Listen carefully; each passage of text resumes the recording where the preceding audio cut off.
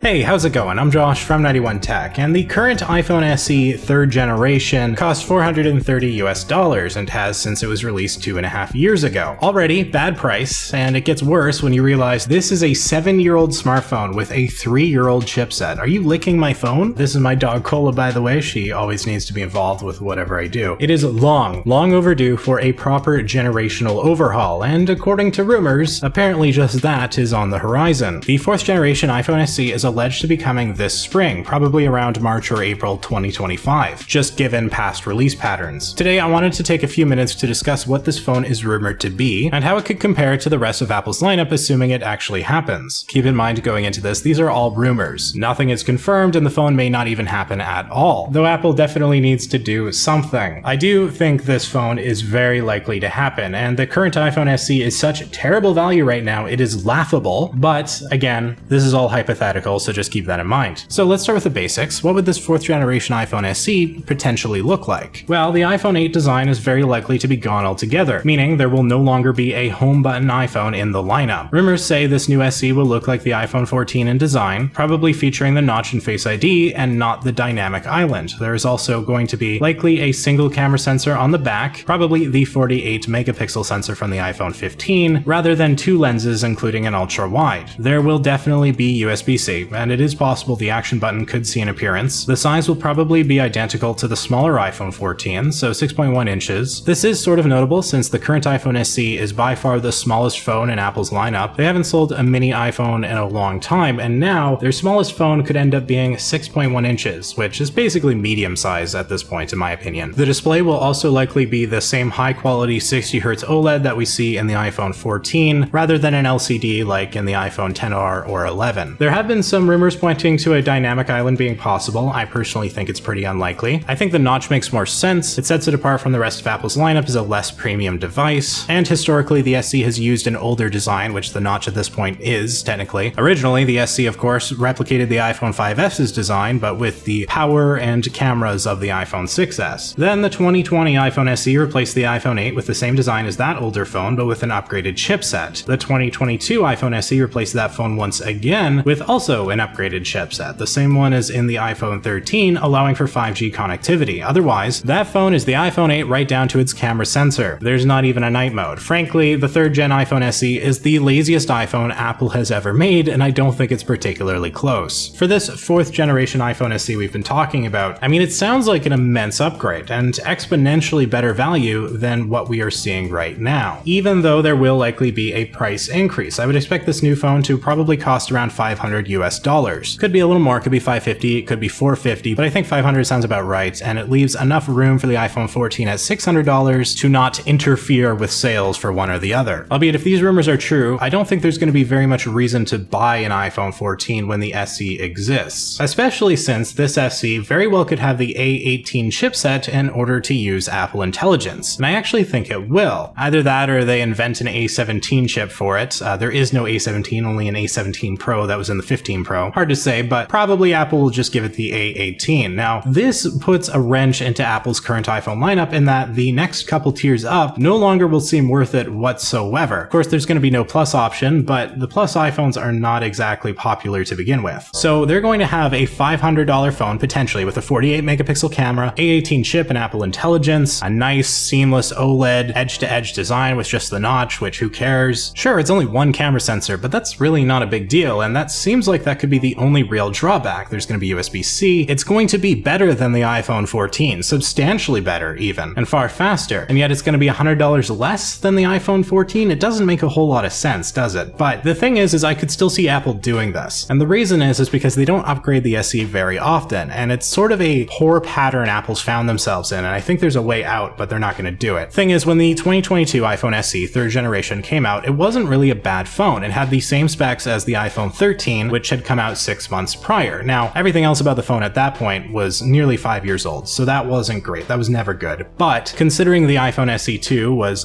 $30 less, but the same phone with an older chipset, it wasn't like a terrible deal when it came out. It was competitive. It had the same specs as the best iPhones being sold, so of course it was competitive, even if the camera and everything else was older. Problem is, a year down the line, 2 years down the line, all of a sudden it wasn't such good value, because it's fallen behind in every department, and the parts of it that were already aging poorly, like the design and the cameras, and battery life, probably the worst, only got worse as time continued onwards. So now we're here. The SE4 might come out and be incredible value initially. If everything we've talked about here ends up happening, I think it's going to be better than the iPhone 15, 14, even the 16. If it has the same chipset as the 16, I don't know why you would spend $800 on an iPhone 16 when you could spend $500 and get an iPhone SE that's practically the same phone, right down to 60 Hz. But 2 years down the road, it's still going to cost $500 assuming that's the price point they set it at. They don't lower their prices. The current iPhone SE should be far cheaper than it is, but Apple doesn't lower prices, they just leave it. They do lower prices on phones that they replace, essentially. The iPhone 14 initially cost $800, $900, now it costs $600, $700. It's a 25% decrease over the span of 2 years, $100 a year, right? They don't do that with their SE though, because they don't have an SE coming yearly. Since the 14, we've had the 15 and the 16. So my point here is that when the iPhone SE4 comes out, if it is everything we're hoping for, it is going to be spectacular value